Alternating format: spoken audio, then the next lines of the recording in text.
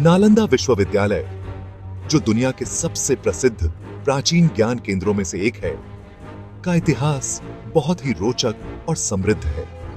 यह सिर्फ एक विश्वविद्यालय नहीं था, बल्कि एक ऐसा बौद्धिक केंद्र था जो कई सदियों तक दुनिया भर के विद्वानों को आकर्षित करता था। नालंदा विश्वविद्यालय की स्थापना 5वीं सदी में गुप्त सम्राट कुमारगुप्त प्रथम लगभग 450 ईस्वी के शासनकाल में हुई थी। यह आधुनिक बिहार, भारत के क्षेत्र में स्थित था। नालंदा नाम संस्कृत के शब्दों नल, कमल और अंड, तालाब से लिया गया है, जिसका अर्थ है कमल का तालाब, जो ज्ञान के खिलने का प्रतीक है। नालंदा विश्वविद्यालय मूल रूप से बौद्ध मठीय शिक्षा का केंद्र था, लेकिन समय के साथ यह सही एक बहुविषयक संस्थान में बदल गया, जो सभी धर्मों और बौद्धिक परंपराओं के विद्वानों के लिए खुला था। यह सिर्फ एक विश्वविद्यालय ही नहीं, बल्कि एक मठ और बौद्धिक अध्ययन का केंद्र भी था। विश्व भर के विद्वान, जिनमें चीन, Korea, Japan, Tibet, Mongolia, Sri Lanka और दक्षिण पूर्व एशिया के लोग शामिल थे, नालंदा आकर अध्ययन करते थे। विविधता और पाठ्यक्रम। नालंदा विश्वविद्यालय अपने विविध छात्र समुदाय और शिक्षकों के लिए प्रसिद्ध था। विश्वविद्यालय में धार्मिक अध्ययन से लेकर दर्शन शास्त्र, गणित, खगोल शास्त्र, चिकित्सा, तर्कशास्त्र और आस्तिक विज्ञान तक का अध्ययन किया जाता था। विश्वविद्यालय का पाठ्यक्रम और शैक्षिक गतिविधियां सिर्फ बौद्ध धर्म तक सीमित नहीं थीं। इसमें विज्ञान, भाषा विज्ञान, व्याकरण और कला जैसी विषयों को भी समाहित किया गया था। यह विश्वविद्यालय उन महान विद्वानों को आकर्षित करने के लिए प्रसिद्ध था, जिन्होंने न केवल बौद्धिक क्षेत्र में, बल्कि विज्ञान, दर्शन और साहित्य के अन्य क्षेत्रों में भी महत्वपूर्ण योगदान दिया। कुछ प्रमुख विद्वान जो यहाँ पढ़े या शिक्षित हुए, उनमें शामिल हैं वेन त्सांग 600-664 ईस्वी, जो एक प्रसिद्ध चीनी बौद्ध भिक्षु, विद्वान और यात्री थे, जिन्होंने नालंदा में कई वर्षों तक अध्ययन किया और अपनी यात्रा का विस्तृत विवरण लिखा। आर्यदेव, जो भारतीय बौद्ध दर्शन के एक महत्वपूर्ण व्यक्तित्व थे। धर्मपाल, एक और प्रमुख विद्वान, जिन्होंने बौद्ध शिक्षाओं के विकास में योगदान किया। नालंदा में अनुवाद का भी एक बड़ा केंद्र था, जहां विद्वानों ने संस्कृत से अन्य भाषाओं में और अन्य भाषाओं से संस्कृत में महत्वपूर्ण ग्रंथों का अनुवाद किया। विश्वविद्यालय की पुस्तकालयों में हजारों पांडुलिपियां और ग्रंथ संग्रहित थे।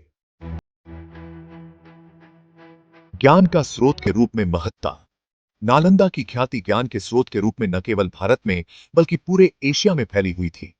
यह विश्वविद्यालय बौद्ध दर्शन, तर्कशास्त्र और अन्य बौद्धिक विषयों पर विचार विमर्श का केंद्र था। यहाँ के विद्वान गहन बौद्धिक बहसों में भाग लेते थे, जिसमें आस्तिक तर्क, नैतिकता और ज्ञान मीमांसा जैसे विषय शामिल होते थे। यह विश्वविद्यालय बौद्ध धर्म के दर्शन को प्रसारित करने और संरक्षण करने में भी महत्वपूर्ण था। नालंदा के विद्वान जिन्होंने अध्ययन किया, उन्होंने चीन, मध्य एशिया और दक्षिण पूर्व एशिया में बौद्ध धर्म के प्रभाव को फैलाया और इस क्षेत्र के बौद्धिक और सांस्कृतिक विकास में योगदान दिया। नालंदा विश्वविद्यालय का सबसे दुखद अध्याय उसका विध्वंस है। विश्वविद्यालय कई सदियों तक फल फूलता रहा, लेकिन 12वीं सदी में भारत में इस्लामिक आक्रमणों ने इस क्षेत्र के सांस्कृतिक और बौद्धिक संस्थानों पर गहरा असर डाला। नालंदा को अंतिम रूप से नष्ट कर दिया गया 1143 ईस्वी में, जब तुर्की मुस्लिम जनरल बख्तियार खिलजी ने उत्तर भारत में आक्रमण किया। ऐतिहासिक कथाओं के अनुसार खिलजी की सेनाओं ने विश्वविद्यालय पर आक्रमण किया, पुस्तकालयों को आग लगा दी और कई विद्वानों को मार डाला। कुछ रिपोर्टों में यह भी कहा गया है कि जलती हुई पुस्तकालयों की आग महीनों तक जलती रही, क्योंकि विश्वविद्यालय के पुस्तकालयों में इतनी बड़ी संख्या में पांडुलिपियां और ग्रंथ थे। नालंदा को जलाने के पीछे एक प्रमुख कारण धार्मिक और राजनीतिक संघर्ष थे। मुस्लिम आक्रमणकारियों और हिंदू बौद्ध संस्थानों के बीच संघर्ष तीव्र हो गया।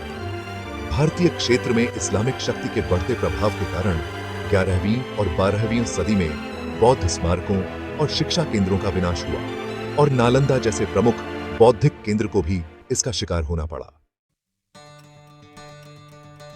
विरासत और पुनः रीडिस्कवरी।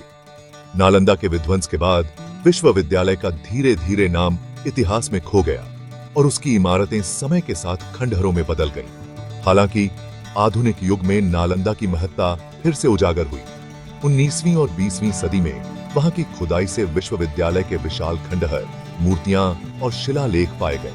हाल के वर्षों में नालंदा में पुनः रुचि बढ़ी है और इसे फिर से बनाने के लिए योजनाएं बनाई गई हैं। 2010 में भारतीय सरकार ने नालंदा विश्वविद्यालय परियोजना की घोषणा की, जो एक आधुनिक अंतर्राष्ट्रीय विश्वविद्यालय है जो विशेष रूप से अंतर विरोधात्मक शोध और एशियाई संस्कृतियों और इतिहास के वैश्विक अध्ययन पर ध्यान केंद्रित करेगा।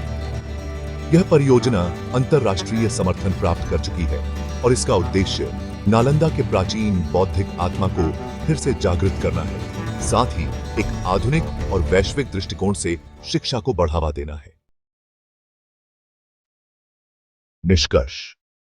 नालंदा विश्वविद्यालय प्राचीन भारत की सबसे महत्वपूर्ण बौद्धिक धरोहरों में से एक था, जो ज्ञान की खोज, सांस्कृतिक आदान प्रदान और विविध शैक्षिक परंपराओं के विकास का प्रतीक है।